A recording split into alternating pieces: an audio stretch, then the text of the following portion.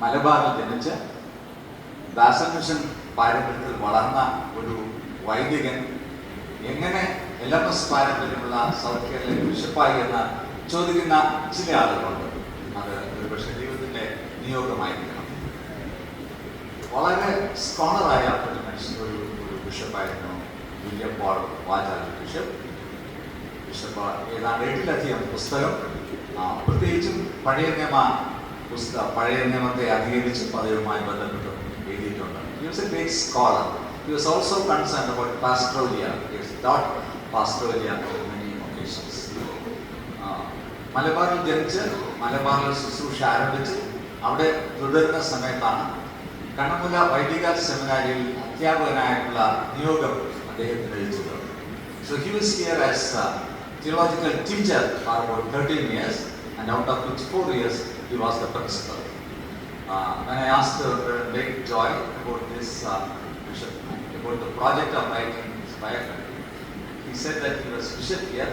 You are always welcome to see all the records here, so that we will be able to bring out what he was in KUTS in those days.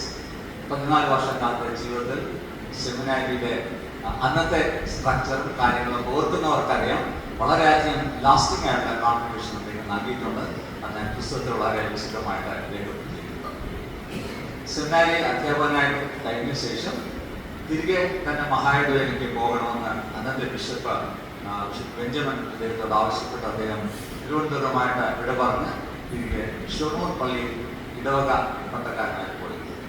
എന്നാൽ 1 വർഷം അവിടെ സേവനം ചെയ്ത സമയത്താണ് ദക്ഷിണ കേരള മഹായിടവയിൽ ബിഷപ്പായിട്ടുള്ള നിയോഗം അദ്ദേഹത്തിന് ലഭിച്ചത്. വളരെ സ്ട്രെയിഞ്ച് ആയിട്ടുള്ള ഒരു സാഹചര്യത്തിലാണ് അദ്ദേഹം ബിഷപ്പായത്. അതിനെക്കുറിച്ച് ഞാൻ പുസ്തകത്തിൽ എഴുതിയിട്ടുള്ളത് ഞാൻ വിവരിക്കുന്നില്ല. ഞാൻ സൂചിപ്പിച്ചതുപോലെ LMS പാരമ്പര്യമുള്ള ഒരു മഹായിടവകയെ എങ്ങനെ ദാസൻ മിഷനിലെ ഒരു ബിഷപ്പായി, ഒരു അച്ഛൻ ബിഷപ്പായി എന്നുള്ളത് ഇത് വളരെ പലർക്കും ആശ്ചര്യകരമായിരുന്നു എന്നുള്ളൊരു പല കാര്യങ്ങളും അതിനെക്കുറിച്ച് പറഞ്ഞിട്ടുണ്ട്. വളരെ ചുരുങ്ങിയ കാലം മാത്രമേ William Paul Vachal bishop south Kerala ബിഷപ്പായിരുന്നുള്ളൂ. അദ്ദേഹം ശുശ്രൂഷയായപ്പോൾ തന്നെ ദൈവ സന്നിധിയിലേക്ക് ചേർക്കപ്പെട്ടു. 1972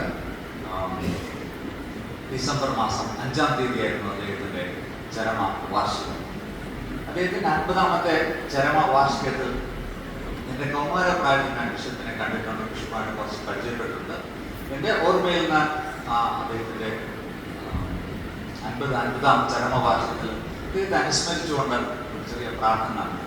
അപ്പോഴാണ് അദ്ദേഹത്തിൻ്റെ മകൾ പ്രേമ എന്ന ആരാധന ഉണ്ടായിരുന്നെന്ന് പറഞ്ഞത്. അച്ഛൻ ബിഷപ്പിനെ കുറിച്ച് ആരും എഴുതിയിട്ടില്ല, അച്ഛനൊന്ന് പരിശ്രമിക്കാമെന്ന് ചോദിച്ചു. അങ്ങനെയാണ് ഈ പ്രോജക്റ്റ് തുടങ്ങിയത്. കഴിഞ്ഞ ഏതാണ്ട് 2 വർഷക്കാലം ഞാൻ അദ്ദേഹത്തെ കുറിച്ച് പഠിക്കുവാൻ അറിയുവാൻ ശ്രമിച്ചു. ബിഷപ്പിൻ്റെ സമകാലങ്ങളെല്ലാം കടന്നുപോയി. കുടുംബാംഗാധിമാരും ഇവിടെയില്ല. വളരെ പരിമിതമായ അറിവുകൾ മാത്രമേ ബുക്കുകളിൽ ലഭിക്കുമെങ്കിലും സാധിക്കുന്ന തരത്തിലൊക്കെ അന്വേഷണം കണ്ടുപിടിച്ചുമാണ് ഈ പുസ്തകം എഴുതപ്പെടുത്തിയത്. ദക്ഷിണ കേരള മഹായിടവകയുടെ ട്രാൻസിഷൻ പീരീഡിൽ വളരെ അടിസ്ഥാനപരമായ കോൺട്രിബ്യൂഷൻ നൽകിയിട്ടുള്ളത് വില്യം പോൾ വാചാലിനാണ്. ഏതാണ്ട് 40 വർഷക്കാലം LMSന്റെ ലീഡറായും ദക്ഷിണ തിരുവിതാംകൂറിൻ്റെ ബിഷപ്പായും ദക്ഷിണ കേരള മഹായിടവകയുടെ ബിഷപ്പായിരുന്ന ലെഗ് ബിഷപ്പിന് ശേഷം ഒരു സാഹിബ് കടന്നുപോയ ശേഷം നേതൃവായിട്ടുള്ള ഒരു ബിഷപ്പായിട്ടാണ് Amrithan bishop Paul Vachal bishop ദക്ഷിണ കേരള മഹായിടവകയിൽ ചുമതലയേറ്റത്. അതുകൊണ്ട് തന്നെ മിഷണറി കാലത്തിൽ നിന്നും തദ്ദേശീയത കാലഘട്ടത്തിലേക്ക് ട്രാൻസിഷൻ വില്യം പോൾ വാചാലിൻ്റെ ബിഷപ്പിൻ്റെ കാലത്താണ് ഉണ്ടായത്. അതിൻ്റെതായ ധാരാളം സ്ട്രഗിൾസ് ഉണ്ടായിരുന്നു, ധാരാളം പെയിൻഫുൾ എക്സ്പീരിയൻസ് ഉണ്ടായിരുന്നു.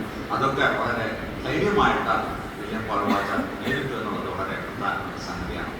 വളരെ ശാന്തനായി സൗമ്യനായി എപ്പോഴും ആളുകളോട് ഇടപെടുകയും പെരുമാറുകയും ചെയ്തു. അതുകൊണ്ട് ആ പുസ്തകത്തിന് സൗമ്യനായ ഹൃദയശ്രേഷ്ഠനാണ് പേര് നൽകിയിട്ടുള്ളത്. വില്യം പോൾ വാചാൽ സൗമ്യനായ ഹൃദയശ്രേഷ്ഠൻ.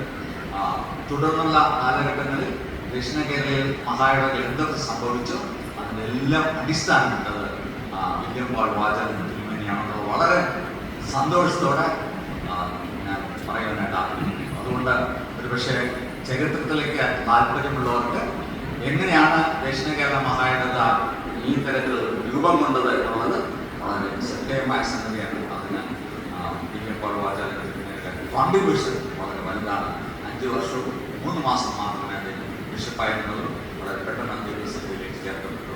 അതുകൊണ്ട് ഞാൻ വളരെ സ്നേഹിക്കുകയും ആദരിക്കുകയും ചെയ്ത ബിഷപ്പാണ്. എന്നെ വേദശാസ്ത്ര പഠനത്തിനായിട്ട് അയച്ചത്, എന്നെ മിനിസ്ട്രിയിലേക്ക് പ്രൊഫഷനായിട്ട് എടുത്തത് ബിഷപ്പാണ്.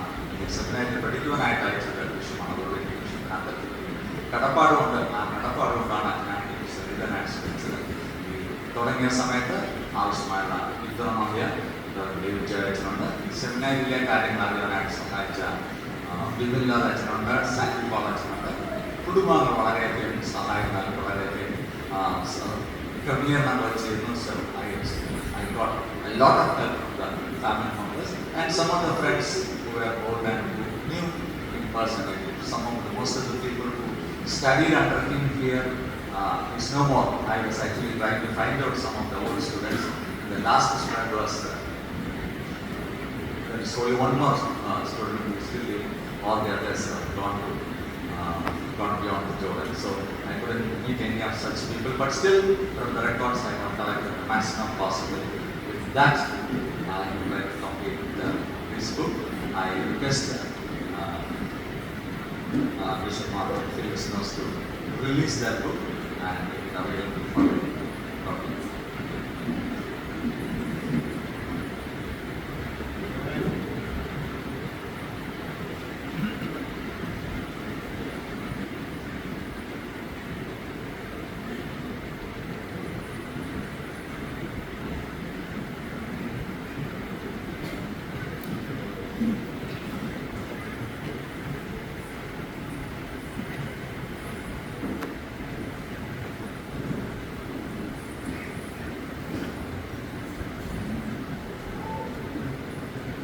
We set an honor to release this book. Bishop, all of us, and we appreciate the thought of what was done by and name of God, the Father, and the Holy Spirit. We're happy with these.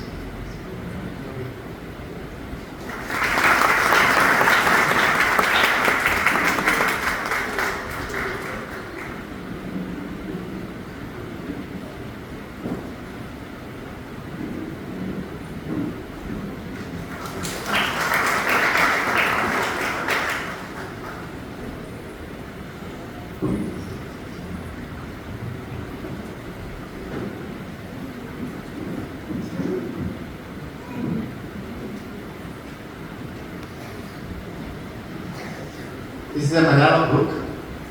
Those who can read Malayalam kindly buy one copy today itself. Cost of this book is 200 rupees, but if you buy today as a Christmas gift, you will get it for 150 rupees. Once in Judea, the